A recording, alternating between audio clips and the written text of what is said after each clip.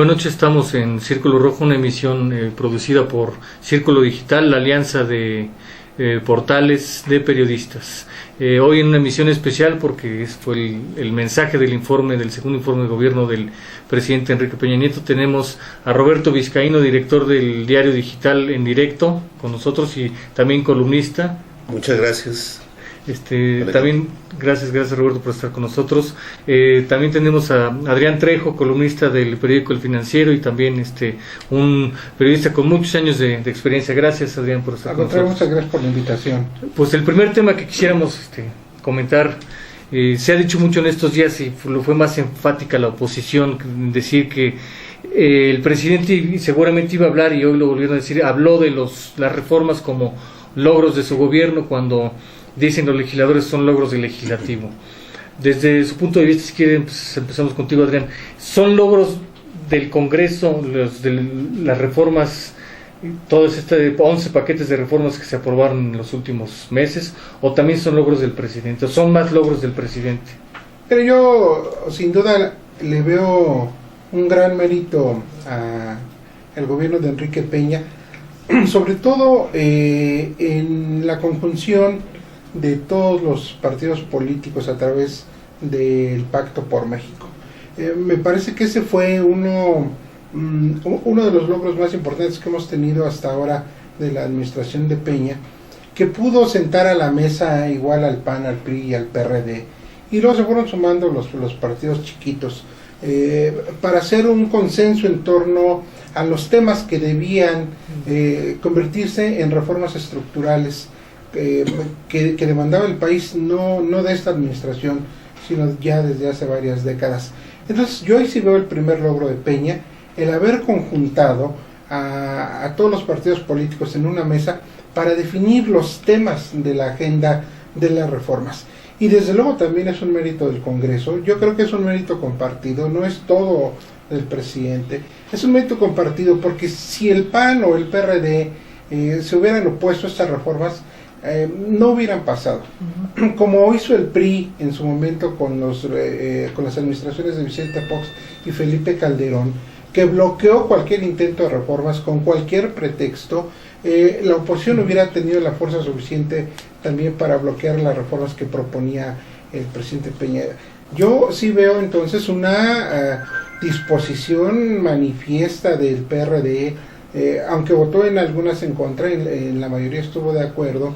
El PRD votó a favor de la reforma fiscal, contrario incluso a sus principios ideológicos, aunque se opone, como ya sabemos, a la reforma energética y a una parte a la reforma educativa. Pero yo creo que en conjunto sí es un logro de ambas partes, desde el Congreso evidentemente, pero también no podemos dejar afuera a los partidos políticos como tal. Yo me imagino un presidente distinto a Gustavo Madero en la presidencia del PRI, digamos a un presidente de la corriente calderonista. Yo no me imagino que estas reformas hubieran transitado como transitaron. Sí es cierto, Peña lo sentó a la mesa, pero también hubo la disposición de los partidos políticos para agendar, para terminar la agenda de las reformas pendientes. Claro. Roberto. Yo estoy de acuerdo con esto, pero además hay que señalar que fue una feliz coincidencia de varios elementos. Fue la coincidencia de la llegada de un presidente con el carisma, la aptitud de Peña, de apertura, en fin, y sin duda con la disponibilidad de los presidentes de los dos partidos y sus propias circunstancias. La circunstancia interna del PAN, con la contienda interna, la disputa interna por el poder del partido entre calderonistas y maderistas, o sea que son dos corrientes distintas que conciben distinto la forma del poder. Y lo mismo podemos decir del PRD, donde abandonaba esta tribuna, era vencido por los chuchos, la corriente mayoritaria que necesitaba consolidarse, y lo logró a través del Pacto por México. Yo creo que fue una coincidencia, una convergencia de circunstancias y de personajes en esta cuestión de las reformas. Ahora, por el peso del presidencialismo, pasará a la historia, sin ninguna duda, este paquete de reformas como un logro del presidente Peña Nieto. ¿Por qué? Porque al final de cuentas, el principio y el final de las reformas no hubieran sido posibles sin la circunstancia de que el presidente los firmara y los enviara al Congreso. Vimos cómo algunas reformas salieron con la oposición del PAN y vimos cómo otras reformas salieron con la oposición del PRD. Pero si no hubiera habido la convergencia de Peña Nieto, no hubiera sido posible. O sea, un poco para concluir con este tema, ¿qué creen que sí hizo Peña Nieto en ese momento y que no hicieron por la razón que sea, o no pudieron hacer ni Zedillo en su momento, ni Fox, ni Calderón? Pues mira, yo creo que lo importante fue convencer a los partidos de oposición de la urgencia de aprobar estas reformas para dotar al gobierno federal de los elementos jurídicos que requiere para transformar al país. Yo sí creo que hubo también un poco de sensatez dentro de los partidos políticos de oposición. Estoy totalmente de acuerdo con lo que dice Roberto. Sí hubo una confluencia de momentos importantes en la vida de los partidos políticos que sirvieron este pacto por México. Un pacto que, por cierto, no se negoció el primer día de la administración de Peña, sino se negoció desde octubre, o sea, meses antes de que Peña tomara posesión de la presidencia de la República. ¿Qué es lo que le hizo falta a este pacto? Me parece que mantenerlo un poco más. Hay todavía algunas reformas que están pendientes y que ahora resulta más complicado de sacar adelante, sobre todo por los tiempos electorales. Tenemos en el 2015 ya una elección federal intermedia en la que se eligen 9 gubernaturas, más de 1000 posiciones de elección popular de presidencias municipales y diputados locales, y además de los 500 diputados federales. Entonces me parece que en esa parte el pacto pues ya se murió a otra cosa.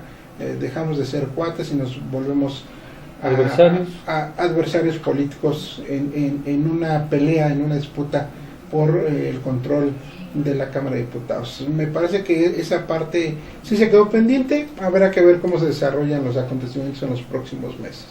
Yo creo que esto que ha ocurrido con el Pacto por México y la convergencia de todo esto, apenas nos empezamos a dar cuenta de que significa el cambio del sistema en todo, el cambio del sistema económico, político y social de México. Y como han cambiado las cosas, van a cambiar también las relaciones entre las fuerzas políticas. No puede ser lo mismo que ha venido existiendo hasta ahora, cuando los diputados que se elijan en el próximo Congreso puedan quedarse durante 9 años a través de 2 reelecciones. O sea, eso transforma totalmente el sistema político mexicano. ¿Qué es lo que va a ocurrir? Que ya no va a ser tan importante, evidentemente, que la lucha por el poder va a ser por la presidencia de la República, pero ahora muchos elementos va a ser por lograr una diputación y una senaduría, porque van a poder quedarse durante más allá de un sexenio. Van a ser transeccionales, ¿no? Lo que yo no recuerdo, Roberto, es si esta reforma que se hizo a la ley para que los diputados se reeligieran se aplica ya en el 2015 o hasta el 2018. No, se aplica ya, o sea, a partir del 2018 ya se aplica. O sea, los que entren ahora en el 2015 ya pueden ser reelectos. Pueden ser reelectos durante 9 años, sí. A partir de eso. Y eso cambia todo el sistema. Con los senadores, no, con los senadores los que se eligen del 2018 en adelante. Así es. Pueden reelegir 2 porque hoy mismo dentro de los partidos se está hablando de que van a buscar una diputación personajes como el presidente Felipe Calderón, por ejemplo. Vicente Fox. No, el presidente Fox, Andrés Manuel López Obrador. Si no gana en la siguiente, bueno, pues se queda en el Congreso durante 9 años, ¿no? Entonces, va a haber una convergencia ahí de personajes en el Congreso, porque ahora ya no las permanencias ya no son de 3 años, son de 9. Entonces, esto cambia totalmente, sí. Bueno, pues ahí está la parte esta del Congreso, es un resultado de ambos con buena influencia del presidente. Vamos a un pequeño corte, regresamos con el segundo bloque.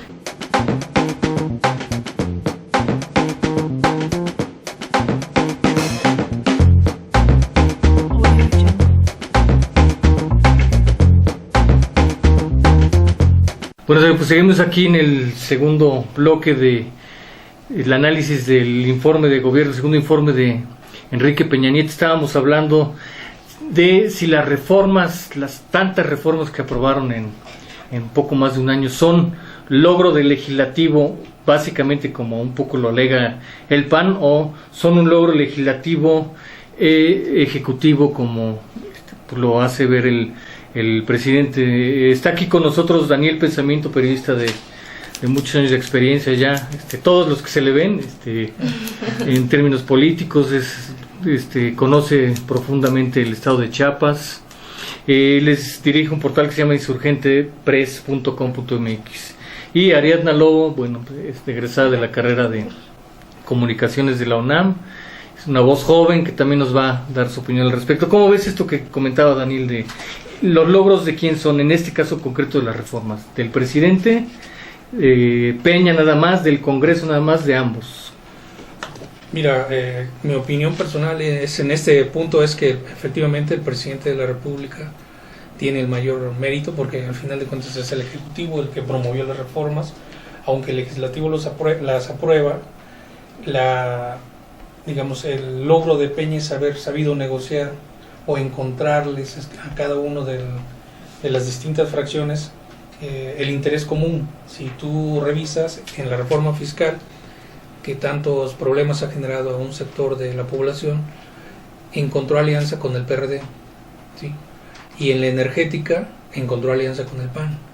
Al final de cuentas llevó a buen puerto lo que él estaba planteando, son 11 reformas en el lapso que lleva de gobierno.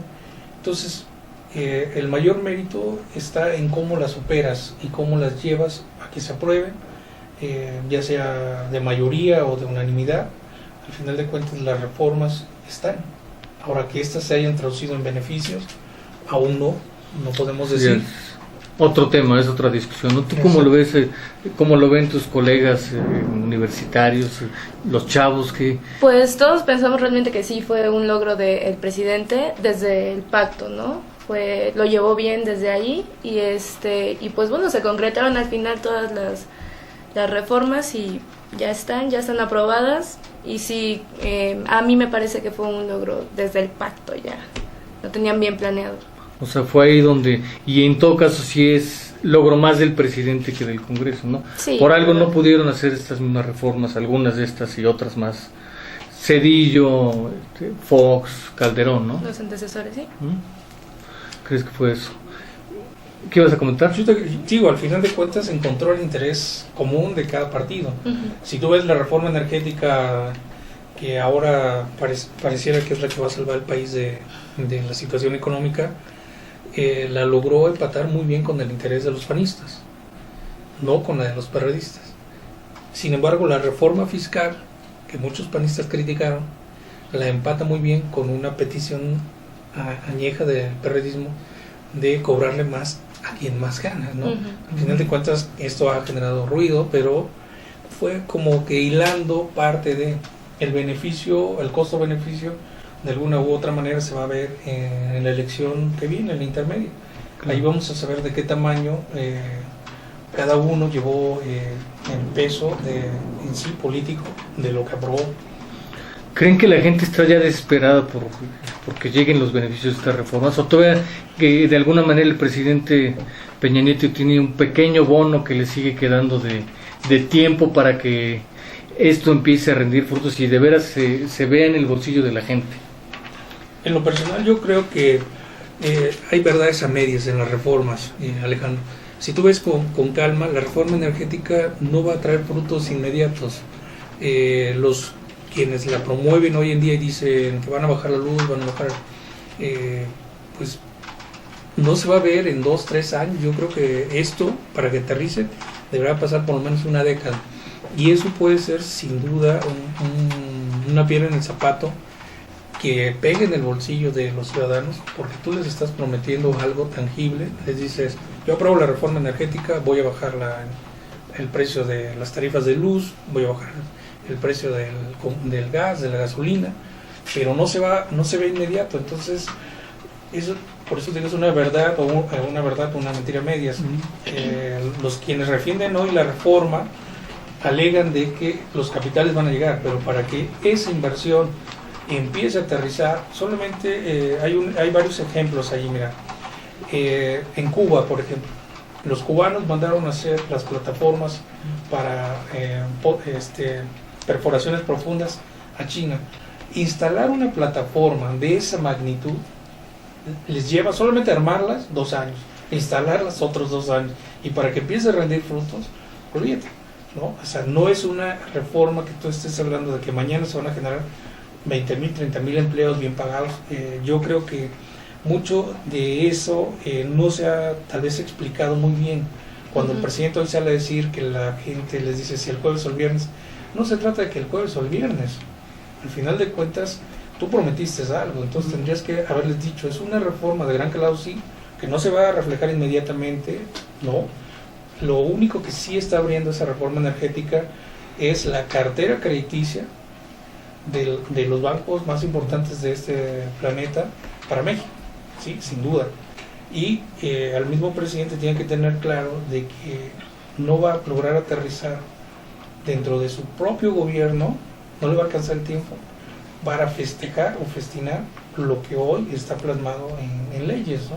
Sí, para cosechar los frutos de esta reforma. Pero lo que decía Daniel, que la gente, yo creo que como lo dice el propio presidente en su spot, la gente sí está esperando que sea el jueves o el viernes, ¿no? Digo, son muchos años de, por lo menos nos podemos ir a 30 años, 32 de un crecimiento mediocre en el país, y eso ha impactado en el mayor empobrecimiento de gran parte de los mexicanos. Están esperando las cosas urgentes.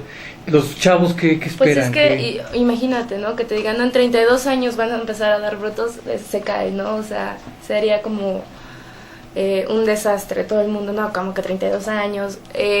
Sí están acostumbrados a que les digan en tanto tiempo y aquí están, o sea, no sé, tenemos los números, los datos. La gente está acostumbrada a que eso pase, a que eso te digan. Y quieres, a veces te sientes un poco más tranquilo si te dan datos duros. Pero si te dicen también, pues no sé cómo para cuándo, pero dentro de unos años sí se van a ver algunos beneficios, pues también es parte de la duda que queda como en la población. Pero tú, ¿cuánto estarías dispuesta a esperar, digamos? Me dicen esto, ¿cuánto como joven, egresada recién de la universidad, en búsqueda de oportunidades nuevas? Pues no sé, a mí también me urgiría, ¿no? Pero no, yo creo, me parece que son un poquito más de, no sé, los 2 años que dicen que dentro de 2 años van a empezar a surtir efectos buenos todas las reformas. Yo no creo que sea dentro de 2 años. Yo más o menos le aviento unos 6, 7 todavía, un poquito más, y más de 10 para todo lo demás, para todos los cambios importantes que se puedan ver en algún momento. Y es que es imposible que 11 reformas den así muchísimos frutos en 2 años, ¿no? Pues sí, pues vamos a ver. Es algo que se tendría que entender también por parte de los jóvenes, al menos. Vamos a ver, esperemos que haya buenos frutos y que haya también mucha paciencia. Vamos a dejar aquí este bloque, vamos a un segundo bloque en el que vamos a hablar de los logros y pendientes de este año y 10 meses de gobierno del presidente Enrique Peña Nieto.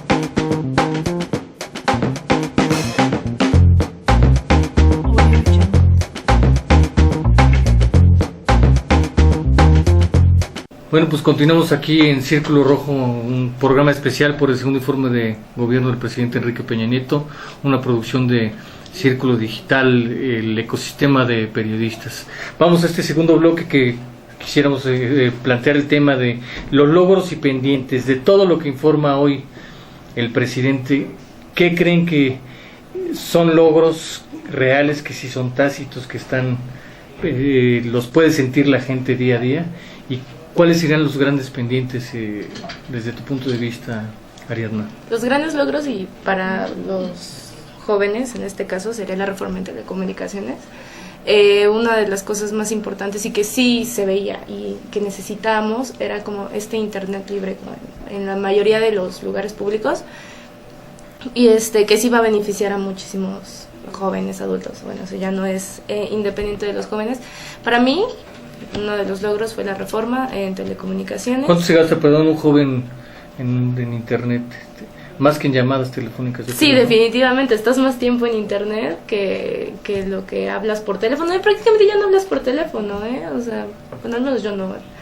Son mensajes, internet, bueno, en Facebook, las redes sociales, es más lo que te gastas en tiempo y en dinero en estar en internet que en hablar por teléfono. O sea, yo he visto luego chavos que le ponen 50 pesos y en un ratito se los acabaron. ¿Sí ocurre eso? ¿Sí? O sea, se van a estar ahorrando... Sí, te ahorras bastante. Además, con esta, pues puedes conectar tu teléfono y con eso ya mandas mensajes a cualquier persona. Hay tantas aplicaciones y hay tantas cosas para comunicarte, nada más con que tengas red Wi-Fi, que pues sí va a hacer que ahorremos un poquito más. Qué bueno, o sea, el Face ya es gratis ahora sí. Nada más tienes que tener un teléfono móvil o algo así que sí se pueda conectar y listo con eso. Y bueno, pendientes... Si quieres, ahorita pasamos a lo de pendientes. ¿Sí? Okay. Que nos platique Daniel qué ve como logros y... Bueno, desde mi particular punto de vista, yo considero que uno de logros del presidente Peña son difíciles de encontrar, pero hay percepciones. Una percepción es el tema de seguridad. De una u otra manera, el país está muy convulso, demasiado convulso, diría yo. Calderón lo dejó al borde de la crispación, o sea, descabezado por todos lados. El país, o sea, la gente tenía miedo de salir, había lugares inhóspitos a los que ya no querías ni moverte, de alguna u otra manera. Hay una percepción diferente, no quiere decir que hayan logrado controlar todo, pero la forma en que le han dado, el tratamiento que le han dado al manejo mediático, al manejo operativo, en cuestión de seguridad, yo creo que es un punto que le vale al actual gobierno, ¿no? Hoy en día tú ves Michoacán, sigue estando convulso, sigue habiendo la red de complicidades, ves Tamaulipas, digamos, son pocos que el gobierno de alguna u otra manera tiene ya ubicados. Pero sí se calmaron otros estados, ¿no? Antes, yo recuerdo con Calderón veías todos por igual, ¿no? Bueno, Nuevo León, veías casos en Coahuila, veías que también había en algún momento Tabasco, en Quintana Roo, o sea, el interior de la República. Por todos lados, ¿no? Jalisco lo tuvo su etapa peligrosísima, Guerrero. Sí. Y digamos, ese es un tema para mí de percepción. Todavía no está al 100, pero ya tenemos un punto de, si tú quieres, diferente de verlas, de cómo están ocurriendo las cosas, ¿no? Sigue habiendo, sin duda, no es fácil erradicarlo en 2 años. Otro tema que también podríamos, también que es de percepción, son los acuerdos políticos. ¿Sí? O sea, los acuerdos, más allá del pacto de si fue cada uno llevó para su molino, es una percepción también de que sí se pueden conseguir buenos acuerdos, sí se puede legislar, a lo mejor no de la manera que quisiera la población ni de impacto inmediato, que ese es otro punto que también creo que vale la pena destacar. La izquierda, la derecha, entre comillas, cada uno. Pues hoy se veía, perdón que te interrumpa aquí, se veía muy claro uno de esos acuerdos, ¿no? El presidente Peña Nieto y a los lados como presidente de la Cámara de Diputados y de Senadores perredistas, ¿no? Eso es parte de un mensaje de acuerdos, ¿no? Sí, al final de cuentas eso le cae bien al país. ¿Por qué? Porque están mandando un mensaje de que a pesar de que tienes diferencias, puedes transitar, ¿sí? El hecho de que no tengan la misma plataforma cada partido no significa que tienen que estar confrontados, ¿no? En el caso de la seguridad, para mí el tema central hoy en día es que la ciudadanía hoy puede tener una percepción de que ya no hay descabezados en todos lados. La ola de secuestros sigue, no la han logrado desterrar, pero sin embargo ya hoy Un día tú dices, ¿quieres ir a Nuevo León? Ya es vas más con fácil. otra percepción. Hoy decía el presidente que en lo que va de este año, o sea, 8 meses prácticamente, se logró reducir 7% el número de secuestros respecto del mismo periodo del año anterior. ¿Eso sí crees que está manifiesto en la percepción? Sí, o sea, aquí pasa mucho, Alejandro, también en el manejo de medios que ha tenido el gobierno federal. Antes se montaban escenarios, te presentaban supuestamente a los delincuentes, que al rato salían libres, ¿no? Hoy ya por lo regular casi no los presentan, nada más te dicen ya los detuvieron. Digo, no sabemos si son o no son, al final de cuentas lo que la ciudadanía está esperando son resultados. A un gobierno, sea del partido que sea, de ideología que sea, la ciudadanía le exige resultados. Si no da resultados, al final de cuentas hay una inconformidad, ¿no? Si lo trasladamos un poco al Distrito Federal, digamos en la Ciudad de México, cuando el gobierno de izquierda toma decisiones, ya no son decisiones particulares, sino que las va tomando consensuadas en materia de seguridad con la federación, ¿sí? Porque es una ciudad de mucho tráfico, de mucho movimiento ciudadano, que se presta para todo. Entonces, hoy en día llegó el momento en que la Ciudad de México, la ciudadanía tenemos la percepción de que era la ciudad más segura, ¿no? Sí. Aunque no lo fuera. Sí, ¿no? Aunque Sin embargo, la percepción es esa. Y también hubo la percepción de que era la más insegura en los 90, ¿no? Exacto. Aunque quizá no lo fuera. No. Como pendiente, ¿qué verías tú? Para mí el Daniel? pendiente sin duda es el problema del empleo, el problema salarial. Hay una clase marginal o de marginación muy fuerte en el país, y creo yo que las proyecciones económicas que ha ventilado el gobierno o que ha proyectado no son las acordes a la realidad, ¿no? Sus proyecciones con la nueva reforma fiscal que te decían que ellos estaban pretendiendo recaudar más, sí han logrado una recaudación creo del 7 u 8% mayor, por ahí más o menos. Decía hoy, perdón, otra vez te interrumpo, decía hoy el presidente que en esos primeros 7 meses del año lograron 10% más de ingresos por parte del Estado respecto al mismo periodo del año anterior, ¿no? Bueno, digamos esa cifra del 10% no se ha traducido en beneficio aún para la ciudadanía. ¿Qué es lo que están haciendo? Que creo yo que es un error todavía del gobierno actual. Lo están mandando todo a programas sociales, subsidio. Hoy anuncian desaparezco o entierro oportunidades para crear progresa o prospera. Prospera. ¿No? Entonces, eso no genera desarrollo económico, pero sí genera votos. Y te tiene al país un poquito... Sí. Entonces, aquí Que no haya un estallido social, ¿no? Para mí contiene. el gran pendiente sigue siendo el detonador social, aunque ellos mencionan que la reforma energética, la reforma fiscal van a ser los detonadores, dentro de no están en este momento siendo palpables, ¿no? O sea, tú sí sales a la tienda, compras y sigues teniendo costos altos, salario bajo, ¿no? No sé, aunque Agustín Sí. Cárcel diga que hay que mantener el salario para que no se te disparen, puede ser que sea una medida que mantenga hasta cierto punto la inflación, ¿sí? Pero hay muchas cuestiones que rebasan ya la inflación.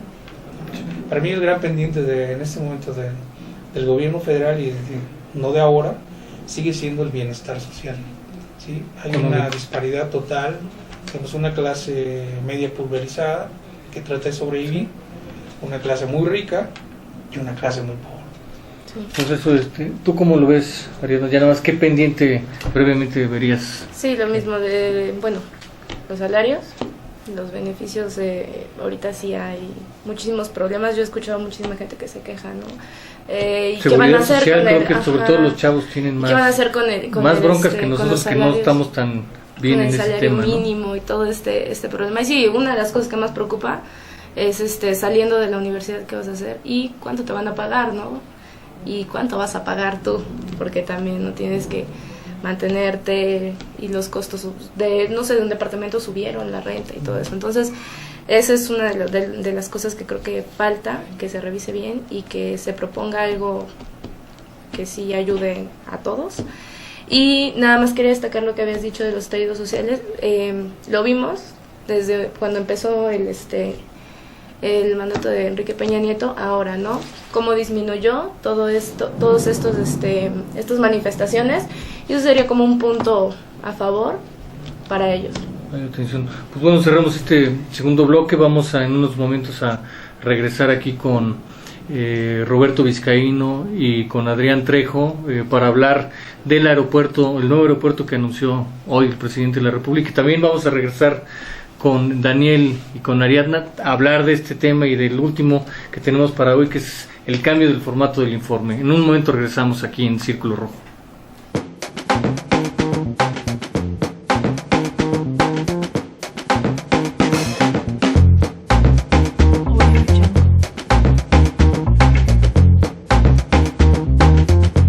Continuamos aquí con nuestros invitados Adrián Trejo y Roberto Vizcaíno. Estamos con el tema, ya platicamos una parte de esto, vamos a lo que sigue de los logros y pendientes de lo que hoy informa el presidente de la República. Roberto, ¿qué crees tú que sí son logros fehacientes, contundentes? ¿Y qué? Mira, yo creo que no hay logros evidentes del presidente Peña, porque está esperando las reformas, ¿no? Todo lo que ha hecho hasta ahora han sido cosas circunstanciales del momento, enfrentar circunstancias como la de Michoacán, por ejemplo, actos administrativos. Yo creo que hoy, con las reformas, empieza realmente el gobierno de Peña Nieto. Y lo vimos, ¿no? Está anunciando un nuevo aeropuerto, extensión de líneas del metro, habló de la apertura de nuevas plantas automotrices en el país, habló de otras muchos eventos, ¿no? de acciones, de logros, de cosas, ¿no? La transformación del sistema social, ya no se llama oportunidades, sino que se llama por aquí tengo, no prospera, sé cómo, prospera. Pero la verdad, lo importante ahí va a ser el cambio de la filosofía del programa, ¿no? Y de la aplicación de los recursos. Yo creo que apenas empieza el gobierno del presidente Peña Nieto. Pero bueno, sin duda empieza porque hizo esta reforma, si no estaría terminando, si no hubiera podido hacer la reforma, sí, ¿no? A mí me parece que efectivamente a partir de ahora estamos acudiendo al relanzamiento del gobierno de Enrique Peña. Y me parece que eso de alguna manera lo disculpa, pero también lo obliga. Y me voy a explicar. Peña durante casi 2 años sostuvo que el país necesitaba reformas para moverse. De hecho, su lema, mover a México, depende mucho de estas reformas. Tienen las reformas ya. No tiene pretexto para fallarle a los mexicanos. O sea, planchó el campo de tal manera que ahora está en las condiciones que él, como jefe del Ejecutivo, quería para aplicar su política de despegue, no solo en el aspecto social, sino en el aspecto económico, que es uno de los pendientes que tiene el gobierno de Peña. Peña recibió a un país con una economía estable, con un empleo estable, y ahora vemos que la economía simplemente no despega y el empleo sigue estando a la baja. Peña recibió un país con un alto índice de criminalidad, donde la delincuencia organizada gobernaba, si mal no recuerdo, había un estudio que gobernaba más de 400 municipios de los 2.500 que tiene el país, más de 400 municipios, 20%. o sea, es gravísimo. Y ahora Peña nos ofrece cifras que dicen que estas cifras de delincuencia van a la baja, que se van mitigando. Yo escuché al Procurador General de la República, Jesús Murillo Caram, el jueves pasado en Veracruz, diciendo a los senadores del PRI que, bueno, pues sí, efectivamente hay una reducción de los índices delictivos, sobre todo en los llamados delitos de alto impacto social, como son los homicidios, los secuestros y los asaltos, pero hay también está creciendo también la delincuencia común, derivado de una circunstancia. Se descabeza un cártel y todos los que trabajan para el cártel tienen que buscar formas de ingreso y entonces se dedican a robar coches, al asalto a casa habitación. No saben hacer otra cosa más que delinquir, ¿no? Y al secuestro. Volviendo al origen de la pregunta, que es los logros que ofreció el presidente.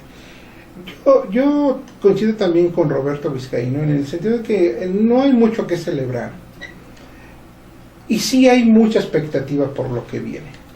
Está ya la reforma energética que de veras ese sí es un parteaguas en la política mexicana, con la que se han generado muchas expectativas, pero igual se generaron con la reforma a las telecomunicaciones y hasta ahora no hemos visto que vengan más empresas de telecomunicaciones, no hemos visto todavía las subastas de la tercera cadena, bueno, de las dos cadenas abiertas que se van a subastar, es decir, todavía estamos a la expectativa de qué es lo que va a ocurrir con estas reformas.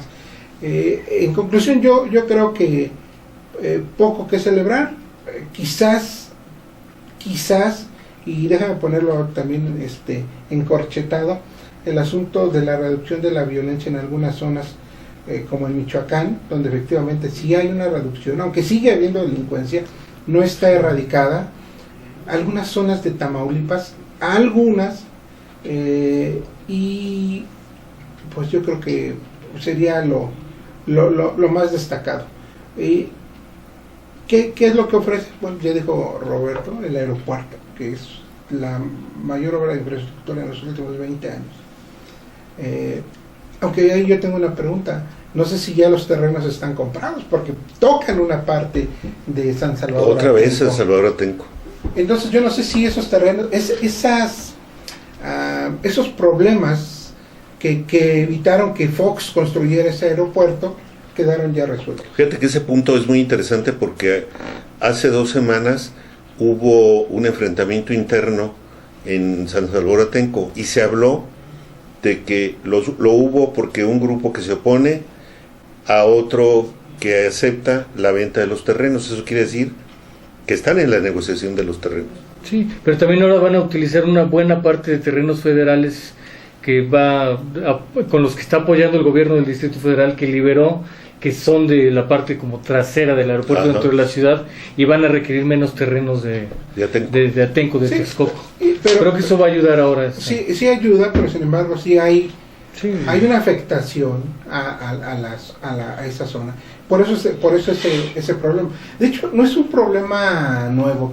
Ya desde Vicente Fox, cuando aquel enfrentamiento tan grave que derivó en la detención de varios pobladores y el desfile de macheteros en la Ciudad de México y todo esto, ya había una división interna, porque el grupo de Ignacio del Valle, que es el que se opone, no son más de 30 o 40, pero que tienen, digamos, la manera de ejercer presión sobre los cientos que quieren vender los terrenos. Son terrenos totalmente áridos, que no, bueno, ahí no crece ni la mala hierba. Entonces sí es un problema pues hasta de enfoque económico. Sin embargo, pues ya sabemos que la tierra del México siempre es motivo de confrontación. Pues vamos a ver mañana, ¿cuándo se presenta? Mañana. Veamos la presentación, okay. Como que del asunto. Vamos a un pequeño corte, regresamos pues para ahondar más con este tema del aeropuerto. Regresamos en unos momentos.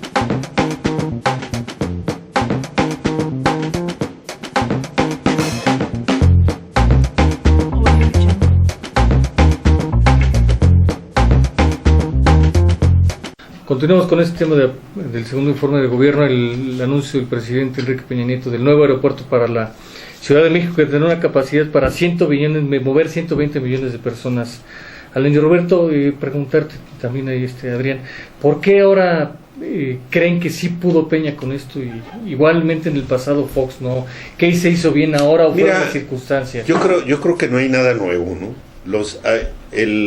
Yo creo que el proyecto del aeropuerto de la Ciudad de México es exactamente el mismo que el que manejaron anteriormente, porque proviene de la misma área, del área técnica de la Secretaría de Comunicaciones y Transportes, y porque es esa área que reclama de alguna forma la construcción de un aeropuerto que le dé servicio a todo el centro del país. O sea, esto no es nuevo.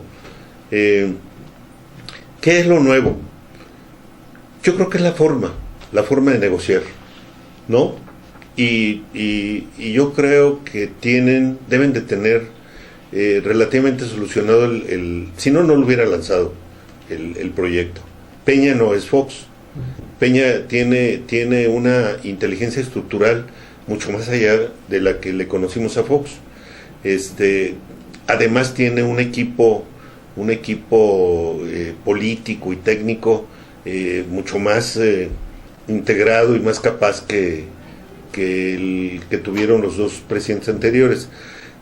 Yo creo que deben de tener ya muy hecho y muy consolidado el proyecto para realizarlo. Ahora, ¿realmente es el gran proyecto del sexenio del aeropuerto de la Ciudad de México?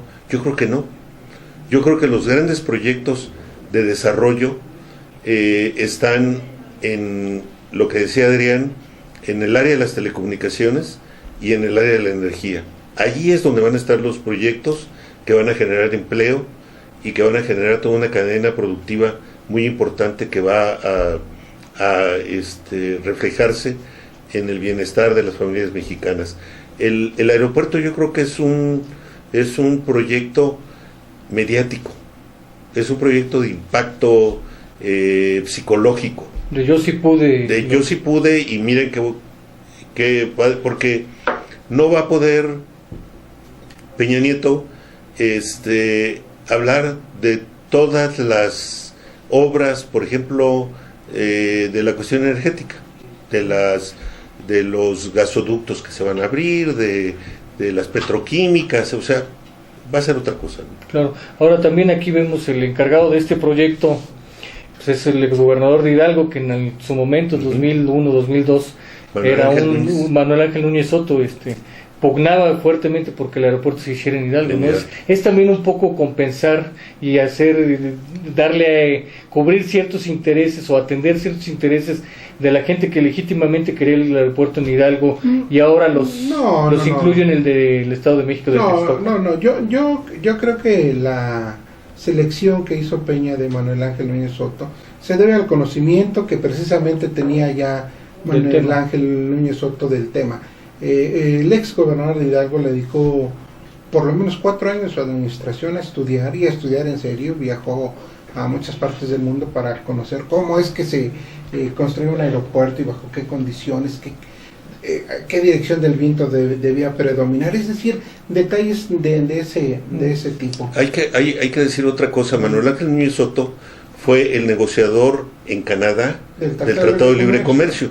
O sea, es un hombre que tiene mucha experiencia en este tipo de cosas. Sí, no creo que vaya por ahí. Además, Manuel Ángel tiene muy buena imagen entre los empresarios del exterior, precisamente por lo que dice Roberto, porque él negoció o él fungió como el representante de México en las negociaciones del Tratado de Libre Comercio en Canadá. Entonces es un personaje que sabe del tema. Perfecto, pues nos quedamos con esto. No es la obra del sexenio, hay muchas más que son de alto impacto, pero no de tanto relumbrón, ¿no? Y tanto así es.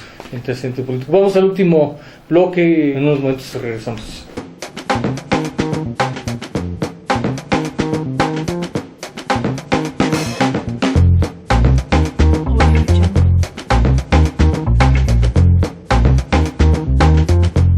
Bueno, estamos aquí en el segundo bloque del tema de a partir del anuncio de hoy del presidente Enrique Peña Nieto del nuevo aeropuerto, por fin, muchos años después, deben ser como 12 años después de que lo anunció Fox, se va a presentar mañana. Dijo que mañana se presenta el proyecto. Estábamos platicando con Adrián Trejo y Roberto Vizcaíno del tema. Ahora nuevamente está aquí con nosotros Daniel Pensamiento y Ariadna Lobo.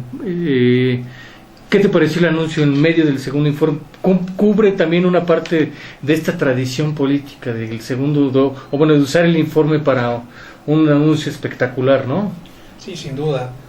Digo, es algo que los mexicanos todavía tenemos que seguir aprendiendo y seguir viendo durante lo que resta de este sexenio y de los que vienen. Yo creo no es muy difícil de erradicar el tema del informe, pero tomando en cuenta el anuncio, el aeropuerto de alguna u otra manera también es una obra que más allá del anuncio presidencial se requiere en esta ciudad.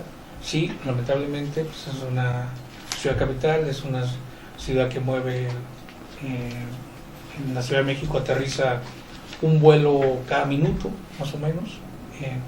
Quienes conocen la operación del aeropuerto actual mencionan que a veces hay hasta 12 aviones dando vueltas para que pueda aterrizar uno tras otro, ¿no? Es una también cuestión de seguridad, más allá del anuncio, es una cuestión de seguridad, es una cuestión de viabilidad. Ahora, lo interesante en este punto es que el esquema de cómo lo está planteando el gobierno tiene muchas modificaciones. La primera es que, aunque se diga que es un nuevo aeropuerto, realmente lo que van a hacer es ocupar los terrenos federales que tiene el actual aeropuerto, que están hacia Texcoco. Ese es un punto. El otro punto es que va a ser financiado por los pasajeros, porque te cobran a ti en el TUA parte de lo que va a ser el aeropuerto. El 40% de ese financiamiento va a arrancar con una inversión de $1,000 millones, tengo entendido, más o menos.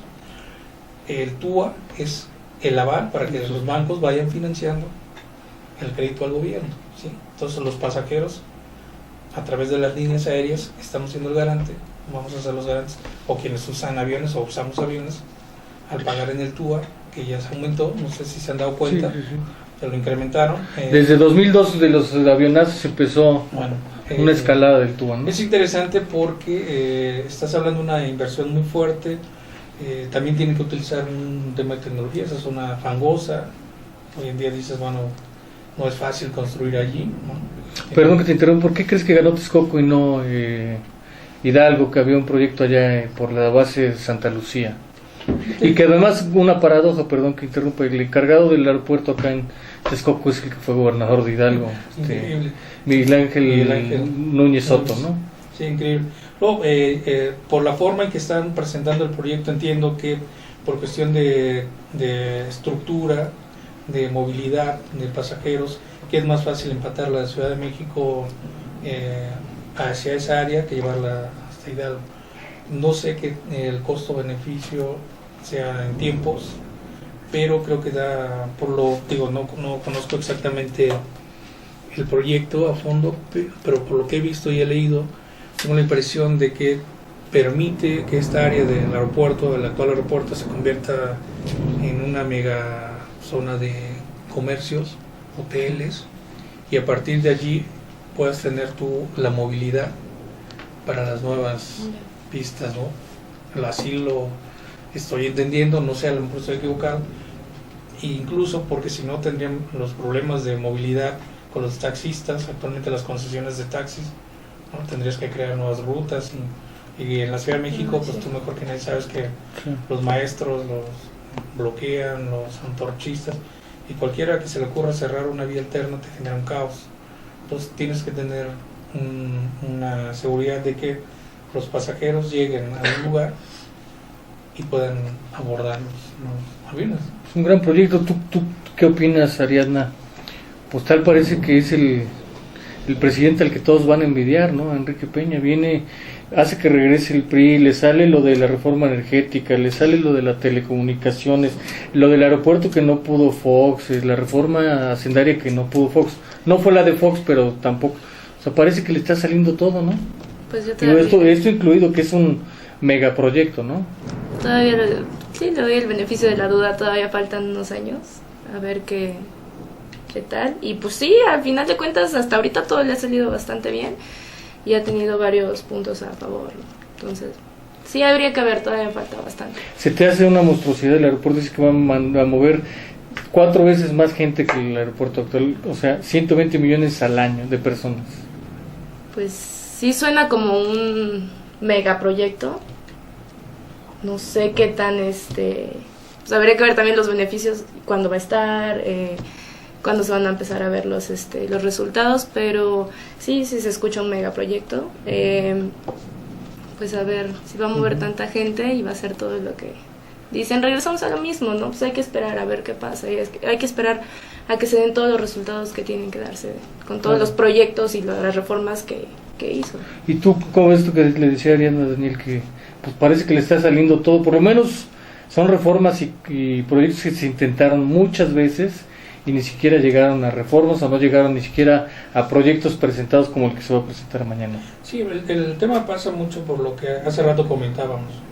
Entonces, si tú no vas generando por lo menos los enlaces o las vías de consenso, es complicado, ¿no? Entonces, cuando tú generas sinergias de intereses, tanto de grupales o políticos o económicos, siempre vas a tener una ventaja, ¿no? En este caso, creemos que el aeropuerto de alguna u otra manera pues va a tener sus asegúnes, va a tener sus protestas, va a tener... Seguramente. Pero entiendo yo que ellos ya traen un estudio de impacto ambiental, entiendo que ya traen un acuerdo, ya revisaron bien el tema de las tierras, que son propiedad del mismo aeropuerto, es una propiedad federal, no tienes que estar en un tema y DACA de indemnización, seguro van a tener que indemnizar a alguien, pero en menor medida, no como ocurrió con Fox en Texcoco, en la primera con los Ateco, macheteros, ¿no? ¿no? En Hidalgo, donde hubo muchos problemas de compras de tierras ficticias y que llevó todo este panorama de corrupción que pasa, que la gente empieza a perder confianza, ¿no? Cuando tú les anuncias de que la inversión del gobierno federal no va a ser propia del gobierno federal, es un aeropuerto financiado, o sea, digamos a crédito, ¿no? Porque es un refinanciamiento tras financiamiento. O sea, me das el primer paquete económico, de ahí vuelvo a financiar. Por eso te decía lo del tubo, que es tan importante hoy en día, se convierte en ese proyecto, ¿no? Porque es el aval para que el banco te esté subsidiando y el gobierno de alguna u otra manera pues sea como el administrador, ¿no? No son 30 millones de pasajeros al año en el actual aeropuerto, ¿no? Sí, al final de cuentas, ¿en qué se va a traducir si eso se llegase a concretar? Claro, la capital del país sigue teniendo preponderancia, seguramente debe generar un jalón en los empleos, ¿no? Eso es lo que estamos pensando. Sí, seguramente. ¿No? Una vez que se aterrice, si es que se llega a aterrizar y este proyecto llega a buen puerto, pues de alguna u otra manera, pues que se va a colgar la medalla, pues va a ser el actual presidente, ¿no? Claro. No le puede regatear, seguramente el gobierno capitalino también tiene que ver en el tema de la negociación, sí, en el tema de facilitador de algunas cosas, ¿no? Por eso si tú vas generando las sinergias de intereses, porque aquí hay intereses de todo mundo, financieros, tanto políticos, ¿no? Es un beneficio pues, que lo comparten de alguna u otra manera. El gobierno federal va a hacer el anuncio, seguramente el gobierno de Mancera también se va a colgar del tema, si nosotros hicimos el estudio ambiental, impacto. Porque todo lo van a capitalizar a la hora de la elección. No olvidemos y no perdamos de vista que el gobierno actúa en pos de un interés. Es el gran momento, ¿sí?, del gobierno. Al final de cuentas estás pensando que en 2015 viene una renovación de Congreso, de Cámara de Diputados, viene jefaturas delegacionales, Asamblea Legislativa, y cada uno quiere estar bien con su electorado que gobierna, ¿no? Perfecto. Pues a ver qué cómo viene mañana este proyecto. Yo creo que va a ser de gran impacto. Pues cerramos este tercer bloque, vamos a un cuarto y último bloque, que queremos hablar del formato del informe, si es el mismo que el que tenemos que seguir utilizando, si hay que ir a algo nuevo. No se vayan, unos pequeños instantes nada más.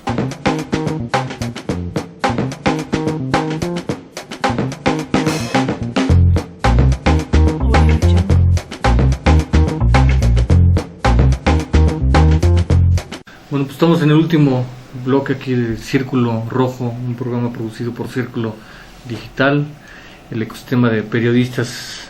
Nuevamente aquí con Daniel Pensamiento y con Ariadna. Luego vamos a platicar el formato del informe.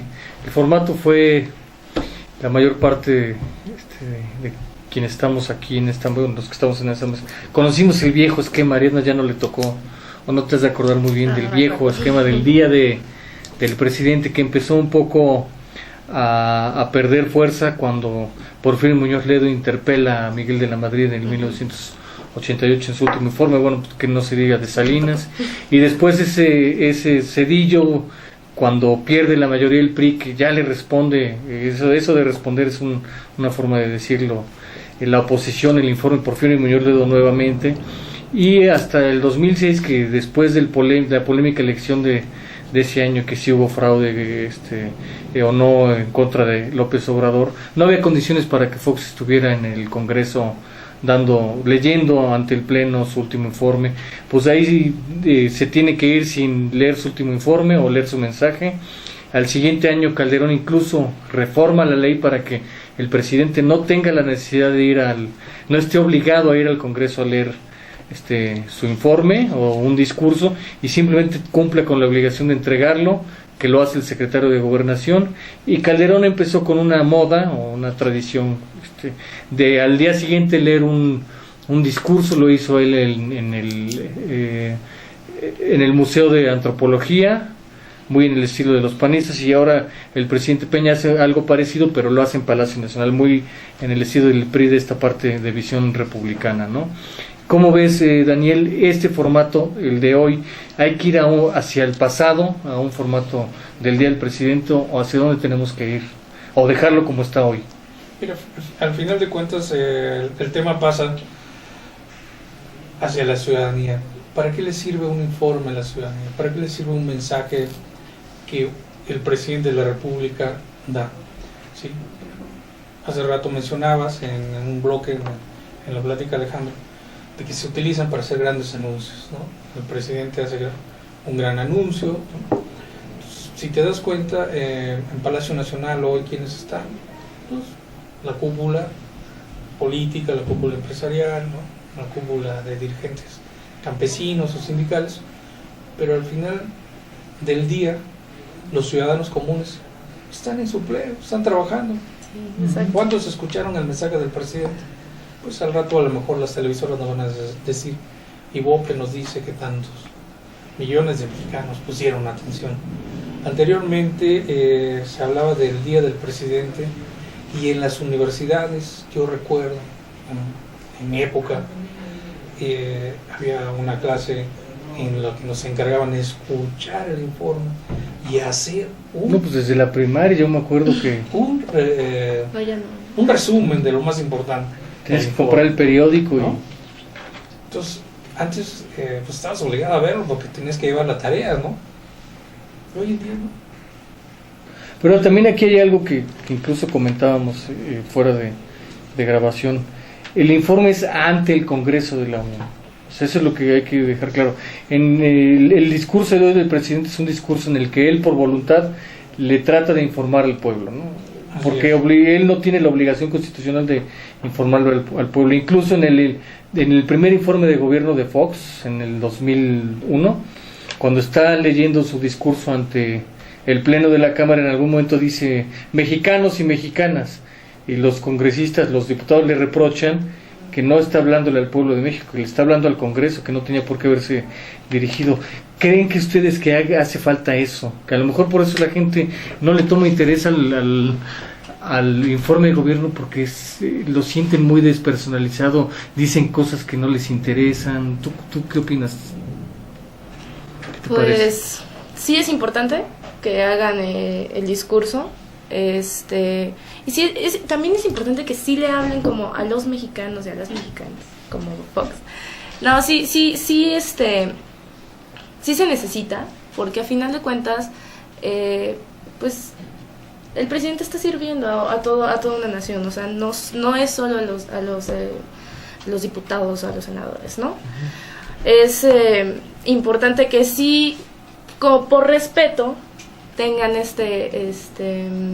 no sé, estos discursos, sean grabados donde sean grabados, o sea, a final de cuentas. A mí no me tocaron, sinceramente, ni siquiera sabía yo, por ejemplo, de todo lo que había pasado, no sé, con que se paraban y les reclamaban o les preguntaban cosas. Yo no sabía que ese era el formato antes. Y bueno, sí cambió muchísimo.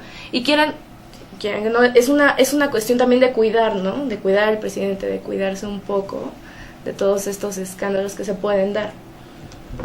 Pero bueno, al final también tenías alguna idea interesante hace rato, ¿no? Que decías si en el fútbol ponen pantallas por todos lados. Pues no sería mala idea, porque hace rato yo venía en el metro, por ejemplo, y me venía acordando de cuando fue el partido, que todo el mundo estaba en el Zócalo, en los parques, en las esquinas, y estaba desierto, ¿no? Por ejemplo. Bueno, es el partido, es el mundial, pero no sería una mala idea, yo creo, que en ciertos lugares o en plazas públicas se pongan pantallas para la gente que, por ejemplo, está trabajando, como lo decías, pues no sé, mínimo se acerque a ver o escuche algo que está, o sea, lo que está pasando, qué es lo que están diciendo. Es una forma de informar también. Porque también esto se podría parecer al modelo anterior, que recuerden, el modelo anterior era una cadena nacional. Ponían cadena nacional y a la hora del informe no había nada en la televisión más que el presidente, y además no era un discurso de 1 hora como no eran 6, 7 horas, era impresionante. Pero quizás no es descabellado, sobre todo viniendo de un joven. Creo que hay que tomarlo en consideración, ¿no? Ahora para terminar ya, Daniel, estamos sobre el tiempo nada más. La parte esencial, sin duda, es que el informe debe ser una rendición de cuentas del presidente, y efectivamente tiene que ser ante los poderes constituidos, ¿no? Sí, esto pasa por la transparencia. Si en un país que va construyendo una democracia y poco a poco empieza a abrirse, si tú solamente te dedicas a entregar por escrito y no aceptas ninguna crítica, ninguna reconvención de un poder que es igual, entonces estamos regresando a lo que es el presidencialismo totalitario, ¿no? Que yo creo que no hemos salido de ahí, ¿no? Por lo menos en esta parte del informe. A los mexicanos no les va bien, o yo entendería así. Creo que la rendición de cuentas le favorece a una democracia, además le favorece a un presidente que quiere construir, consolidar cosas y dejar huellas, sentar precedentes, ¿sí? Poder escuchar y responder a los legisladores los cuestionamientos, que también son representantes populares. Muchos de ellos fueron electos por voto, otros vía plurinominal, pero al final de cuentas son representantes populares, ¿no? Yo creo que es una práctica que no debe de perderse, al final de cuentas, pero tiene que rendir cuentas, ¿sí? Hacerle. Y además no solamente informarles a ellos que va bien y que va mal. En unos momentos vamos a hablar con Roberto Vizcaíno y Adrián Trejo sobre este tema del formato del informe de gobierno. Los dejo rápido con una anécdota. Antes agradecerle a Ariadna su participación aquí en Círculo Rojo, y también a Daniel Pensamiento, director de Insurgente Press con .com.mx, que esperemos nos vemos pronto por acá nuevamente. Los dejo con una anécdota de cuando yo iba en la primaria. Recuerdo que del día del presidente, el 1 de septiembre, era día de asueto, y además siempre la tarea era hacer un resumen del informe. Nos lo pedían para 1 o 2 días después. Entonces el 2 de septiembre había que correr tempranísimo a los puestos de periódicos a comprar el periódico, porque se acaban el mejor día de venta de periódicos de todo el año seguramente, y ahí se aventaba uno disque resúmenes, porque luego era copy-paste diferente, cortábamos, era cortar el periódico y lo pegábamos y hacer una copia, pero bueno, eso era, y hoy tenemos otro esquema. Volvemos en un instante.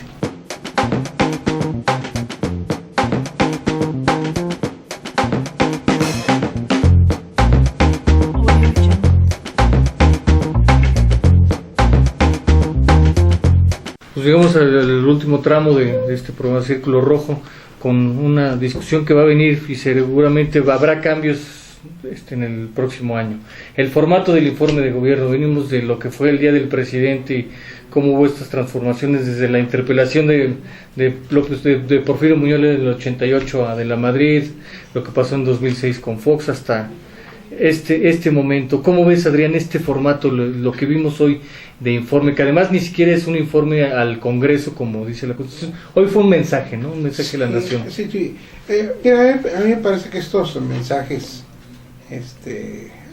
a la nación son igualmente acartonados, como lo fue en su momento el informe presidencial, en el que el Ejecutivo leía horas y horas textos que nadie pelaba y que nadie entendía y que solo servían pues para rendirle pleitesía al emperador en turno.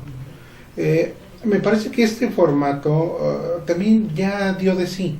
Fue novedoso hace 4 años, pero ya no tiene nada que ofrecerle a la sociedad, como tampoco lo tiene el llamado Día del Presidente. La Constitución mexicana establece que el presidente envíe o presente por escrito su informe al Congreso, que es lo que se ha venido haciendo últimamente. El secretario de Gobernación, como encargado de la política interna, es el que entrega a los presidentes del Congreso el informe, y después el presidente al día siguiente o horas posteriores hace esto que se llama un mensaje a la nación, que es básicamente un compendio de lo que establece su informe, que además es un ladrillo con todos sus anexos técnicos para el que se quiera poner a estudiarlo. Yo creo que en un ánimo democrático, republicano, como el que se está tratando de imponer a partir de esta administración, el presidente tendría la obligación de comparecer ante el Congreso de la Unión, pero en un formato en el que simplemente leyera un resumen de sus acciones de gobierno y que estuviera en disposición de escuchar las preguntas de los legisladores. Actualmente la Constitución también permite lo que se llama la pregunta legislativa, es decir, que las fracciones parlamentarias en la Cámara de Diputados y en la Cámara de Senadores pregunten por escrito al jefe del Ejecutivo las dudas que tengan sobre cierto asunto. El Ejecutivo entonces recibe la carta, o recibe la pregunta, perdón, y entonces la turna, si es sobre telecomunicaciones, pues al secretario de Comunicaciones y Transportes, si es sobre seguridad, al secretario de Gobernación o al procurador, es decir, y tiene 30 días ahí el encargado de dar la respuesta para responder esta pregunta legislativa. Me parece que también eso es un show, o sea, realmente eso no sirve para nada, porque al final de cuentas simplemente se reitera lo que ya recibieron por escrito. En el ánimo de crecer también como país, yo creo que el presidente, el que sea, en este caso estamos hablando de Enrique Peña Nieto, tendría la obligación de comparecer ante el Congreso y de estar dispuesto a escuchar las preguntas y a responder a los legisladores, tomándose el tiempo que sea necesario. Es decir, que no haya un plazo de 5 horas. Si son 20 horas, las 20 horas tendría que estar. Eso ocurre en otros países, ¿no? Y no pasa nada. O sea, la oposición sigue atacando, el partido del gobierno sigue defendiendo, no se cae el presidente, no baja su popularidad, y tampoco desaparece el país, pues. Ni hay guerra civil. Efectivamente. No, yo creo que en la época de las redes sociales, del Twitter, Facebook y lo demás, no puede haber un informe de esta naturaleza. Ya es totalmente inadecuado, ¿no? Tiene que haber un informe más dinámico, interactivo, sí. más dinámico, más claro. Aquí hay una circunstancia, es la falta de profesionalización y de seriedad. No voy a calificar a las oposiciones, ciertas oposiciones y ciertos opositores, algunos grupos que actúan más en el anarquismo y en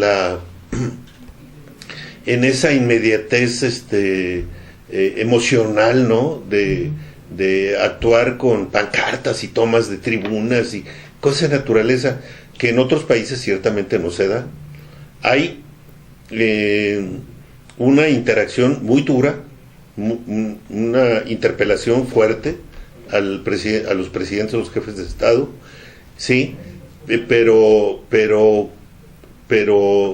civilizada, ¿no? Y dentro de las normas de la política, ¿no? Del buen entendimiento, ¿no? Sí, de la civilidad política. Civilidad política, o de la civilidad simplemente, ¿no?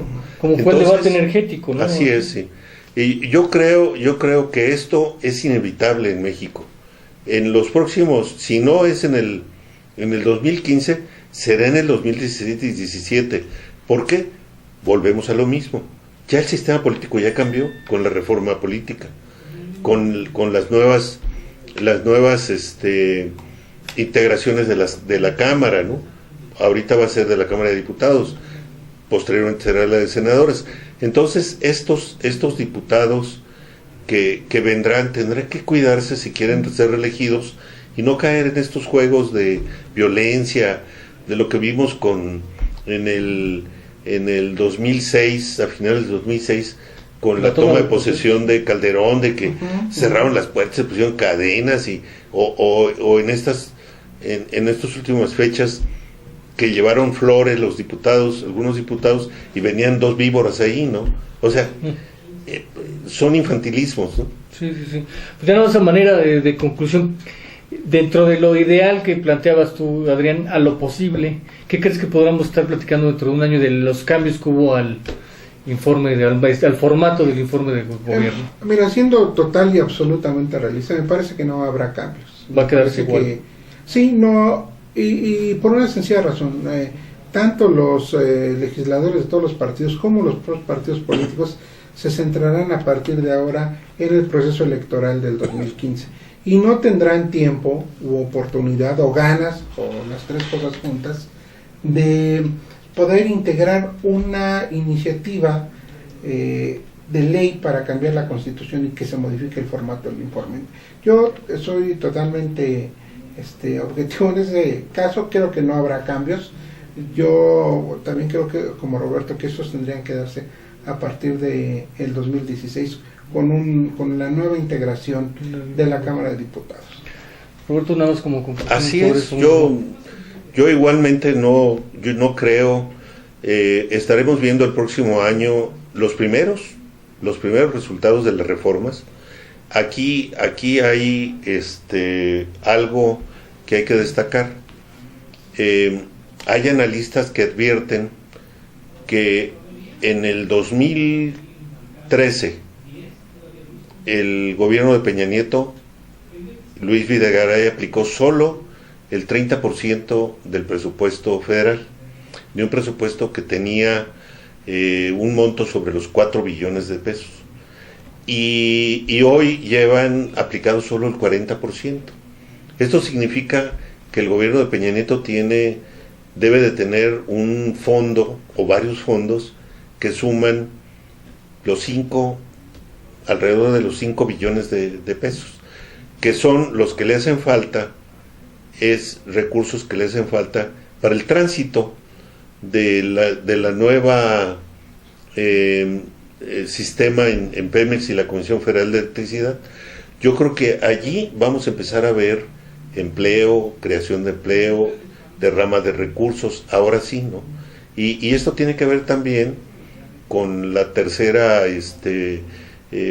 fase de las 3 preguntas del poder: llegar al poder,